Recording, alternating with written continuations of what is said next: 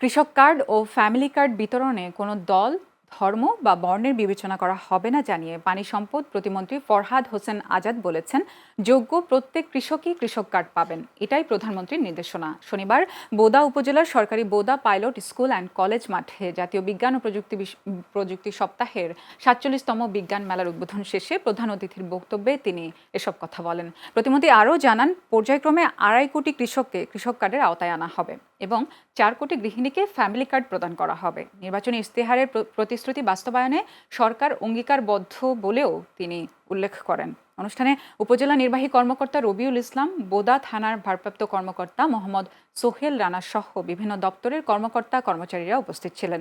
এর আগে প্রতিমন্ত্রী বেলুন উড়িয়ে বিজ্ঞান মেলার উদ্বোধন করেন এবং বিভিন্ন স্টল পরিদর্শন করেন। আমরা বলছি, আমরা পর্যায়ক্রমে বাংলাদেশে প্রায় ২.৫ কোটি কৃষক, প্রত্যেকটা কৃষকের কাছে আমরা এই কৃষক কার্ড পৌঁছে দেব এবং যারা যারা কৃষক কার্ড পাচ্ছেন তারা নিশ্চয়ই জানেন কোন ক্রাইটেরিয়ায় কিভাবে কৃষক কার্ডটা দেওয়া হচ্ছে। এখানে একটি মেসেজ দিতে চাই, এখানে সাংবাদিক ভাইরা অনেকে আছেন। এই কৃষক কার্ড বিলি করার ক্ষেত্রে কোনো দলীয় দৃষ্টিকোণ দেখা হয় না। এখানে আমাদের কৃষি মন্ত্রণালয়, ইউনো সাহেব, আমিও নিজেও বলতে পারবো না ওই ২০০০ যে কৃষক কে কার্ড পাচ্ছে, আমিও বলতে পারবো না।